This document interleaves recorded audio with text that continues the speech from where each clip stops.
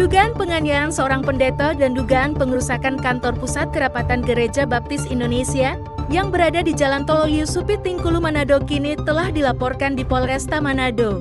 Menurut para pendeta dan jemaat bahwa ada oknum pengurus yang datang ke kantor pusat dan terjadilah aksi adu mulut hingga terjadi dugaan pengerusakan di dalam kantor pusat KB dan adanya dugaan penganiayaan kepada seorang pendeta. Kejadian ini telah dilaporkan ke kepolisian di Polresta Manado.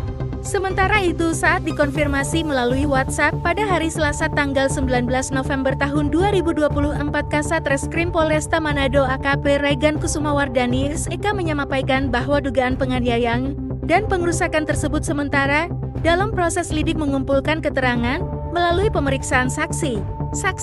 Di lokasi ini terjadi peristiwa ada pengurus KGBI yang datang di tempat ini. Pada saat itu yang sedang di kantor ada 4 staf, kemudian mereka masuk dan membuka secara paksa. Jadi pintu gerbang dan pintu akses ke semua ruangan mereka rusak. Dan sesudah mereka rusak, mereka masuk ke dalam ruangan, tepatnya ruangan Ketua Umum, Sekretaris Umum dan Bendahara, laporan penganiayaan. Tetapi pada mungkin 2 jam kemudian ada aparat keamanan yang datang dan mengamankan. Pada waktu peristiwa itu ada seorang teman kami, hamba Tuhan, pendeta, yang dicekik oleh tamu yang tidak diundang, dan itu sudah kami laporkan ke polisi. Dan selanjutnya berkenaan dengan para pelaku yang mengadakan pengerusakan, kami juga sudah laporkan kepada polisi dan sudah diterima oleh polisi.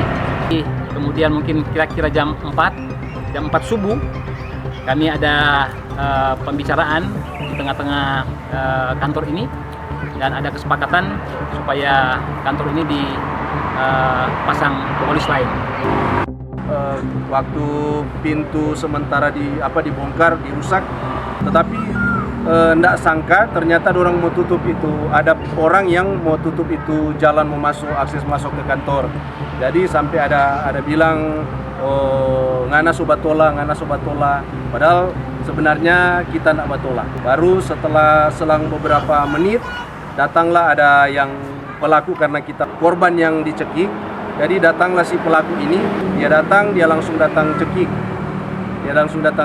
Tetapi kita marah secara pribadi, tetapi mungkin mau bilang karena Tuhan kasih kita kesabaran sampai tidak jadi. Harapan kami dari jemaat dengan keadaan yang terjadi itu sudah sangat mengganggu aktivitas kami di dalam pelayanan, terutama di gereja, di kantor pusat KGBI yang saat ini kita bisa melihat sedang diberikan garis polis lain.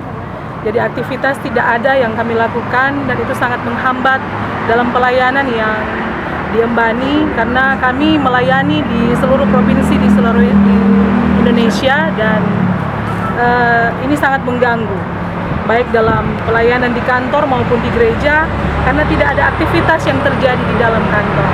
Dan kami berharap ini garis polis lain ini segera dapat dicabut sehingga kami bisa beraktivitas seperti sedia kala, dan badan pengurus kami bisa beraktivitas di dalam kantor yang ada di tempat ini. Dugaan penganiayaan dan dugaan pengerusakan terjadi pada hari Jumat tanggal 8 November tahun 2024. Hingga saat ini terpantau gedung gereja kantor pusat KGBI masih dipasang garis polisi.